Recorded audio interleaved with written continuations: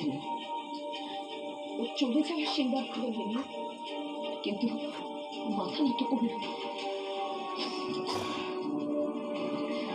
আমি কোনোদিন ভাবিনি যে আমার বিয়েতে আগে থাকবে না, পার্টিসিপেট করবে না। কত আদর করে দিচ্ছে সোনা বাচ্চাটা, আমি আর ভিজিয়ে দিচ্ছে পুরো। ওর আমার বিয়েতে থাকার কথা।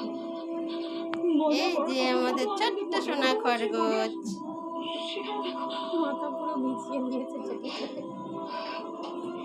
আমার সংসারে ভাবুক ধরেই ফেলল। বলে বাবা রে, বলে বাবা, আমি কিছুতেই আটকাতে পারলাম না, বলে বাবা। কিছুতেই না। আমি বলেছিলাম পরিবারে মেয়ে বাড়িতে এসেছে, বাবা চিনি দাদা, বাবা